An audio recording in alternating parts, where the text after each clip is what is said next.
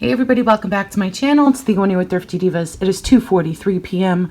My parents are coming over at about 6:15 for dinner and to watch a 90-Day Fiancé. I have so much stuff to do right now. Like put all this stuff away. And put all this stuff away. However, I'm starting to cook dinner now. It is, what is this? Sorry, checking. I have a 5.5 pound boneless pork butt that I'm going to cook on low. So I preheat this to 300. So I'm waiting for this to go up now. And now let's prep the pork butt. Now, I rinse this off because I always rinse off all my meat. And fat side up. What I'm going to do is I'm going to cut as many holes as I can, and I'm trying to do this one-handed and it's not going to work, so just give me 1 second to reposition. All right, so here is our pork butt, and now we're just going to keep inserting the knife to make slits. This is still partially frozen. And now I'm going to take whole cloves of garlic and just go through it and insert a clove of garlic into each slit. And if a slit is not deep enough, you just go in with the knife and make it deep enough. So I like to get garlic in all over the top and a little bit on the sides. I just find it gives it a very nice flavor. This clove is way too big. Okay.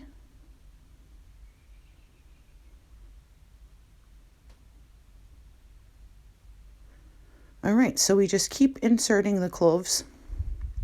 And once you feel like you have enough,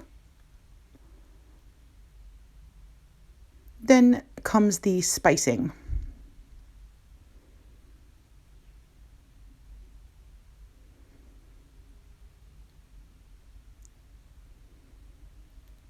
So I'm almost done here. I'm just going to do a couple more.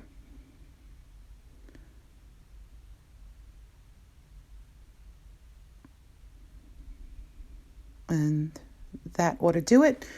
So now we take some olive oil, put some on top of the roast, rub it on. And then I'm going to put some crushed onion,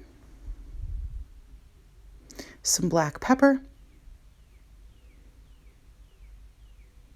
some garlic powder,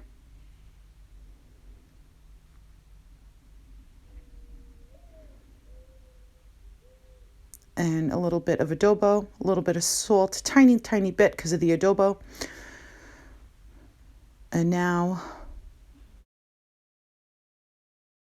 so she's in, and now we wait. 2:51, 2:52. All right, and we will come back. This is 5 1/3 pounds actually. So let's do the math on that real quick.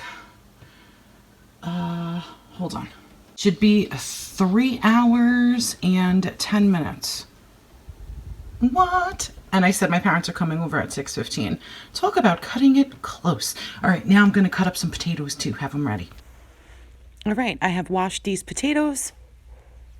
And now I'm just going to cut them up. This is actually all the potatoes I have left in my house currently. So it is what it is.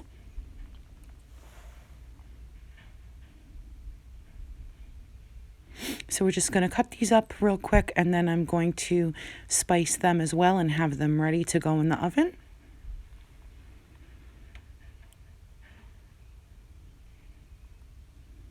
All right, this is the last piece. Okay, so now olive oil, a nice slathering of olive oil, helps make them nice and crispy on the outside.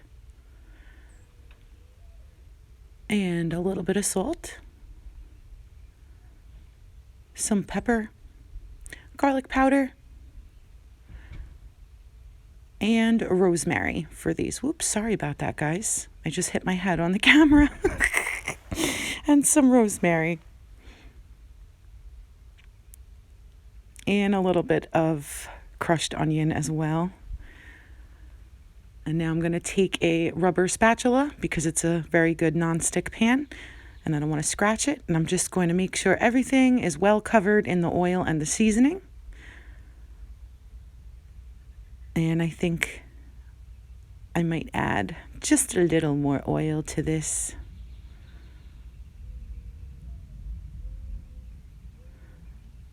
So I'm doing these yams, but I don't know if I need both cans, so we'll see.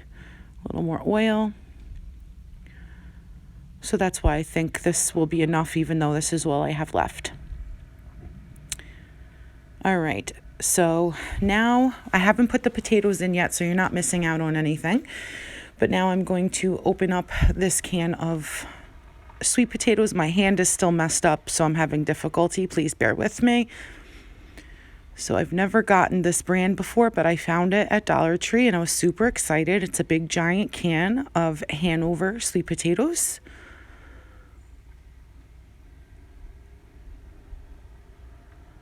All right.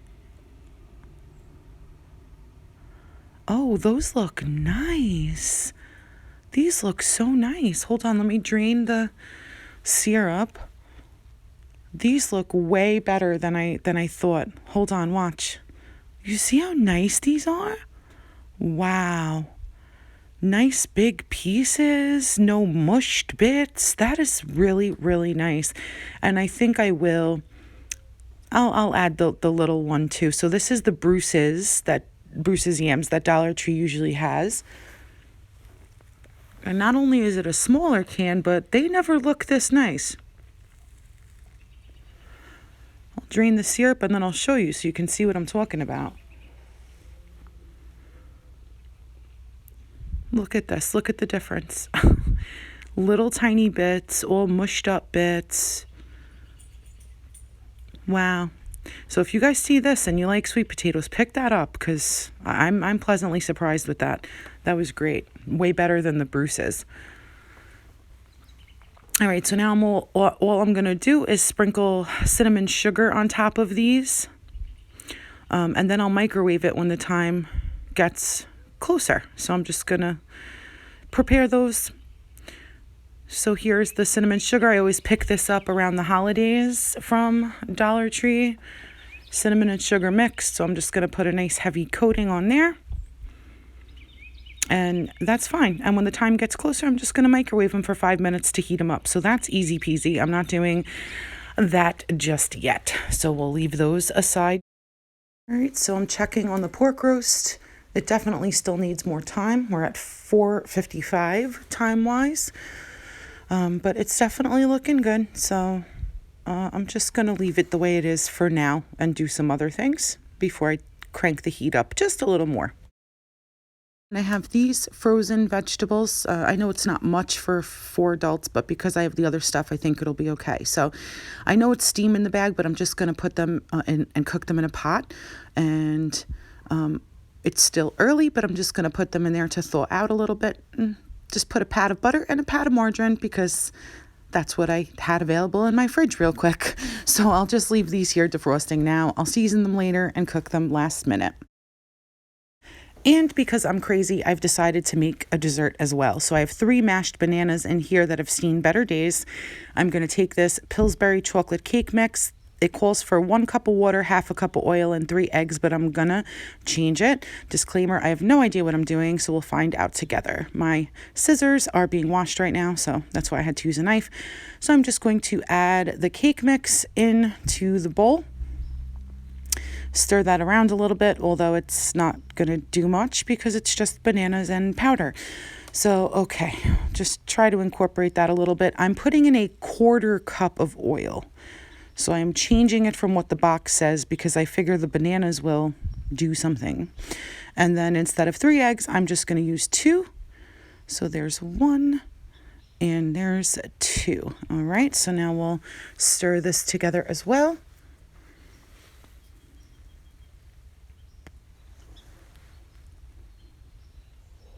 And now I'm just going to kind of eyeball it with the water. So here's a 1/4 cup to start with.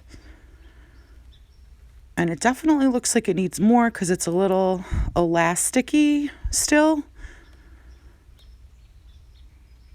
So I think I'm going to add another 1/4 cup. Okay. So that puts us at 1/2 cup of water. And let's see how we're doing.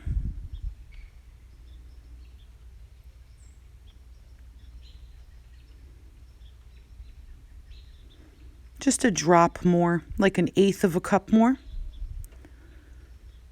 All right, I like the way that looks.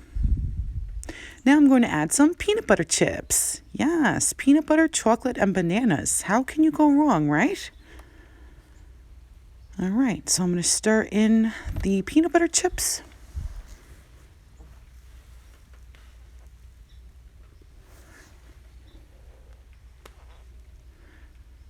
Now this is when I'm going to turn my oven up higher. So I'm going to turn the oven up to 340. And here's what it looks like. I think we're on to something, guys. Let's see what happens. So now I have the pork, the cake, and the potatoes all in at the same time. Turned it up to 340 for everything, and it's 524. It worked. It worked. I just pulled it out of the oven. Totally cooked. Don't know what the texture's like, but sorry for the noise in the background. That's a big 18-wheeler truck, little toy. Yeah. I don't even know what that is, if that's peanut butter chips or banana. I don't know what's happening, but whatever. Looks good. Cool. All right. I was afraid it was going to be a total disaster, so I'll take it. And we have, oh, by the way, it was at 6 o'clock that I pulled that cake out. So if you look back and do the math at when I put it in, because I had to run and take a 5-minute shower, so it threw me off. But here's the meat still cooking. I left everything at 340. Potatoes are still working. These can wait still, no problem. And now I got to put out some appetizers. Some club crackers, some of the original Monet crackers. I have this marinated artichoke hearts. Just gonna put these in here. And I also have pickled shoestring beets. Put those in there. All right, and then I'm gonna put out some cheese and some chips. Guaca chips.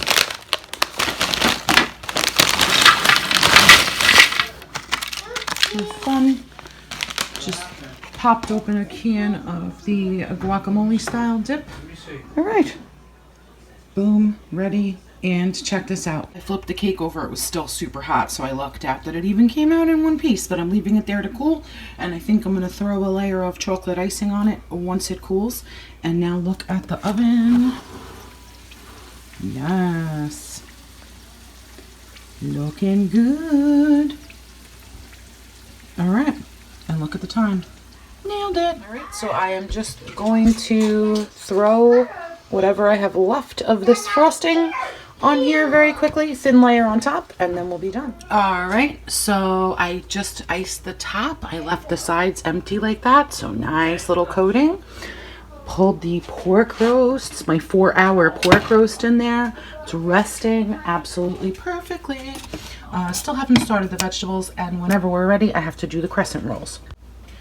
All right, so here are the crescent rolls, and I am just going to cut and roll.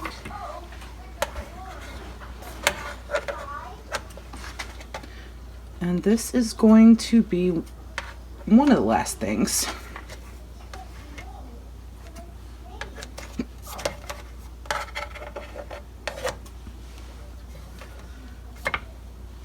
All right, so I'm just going to finish doing this, and then I'll be back.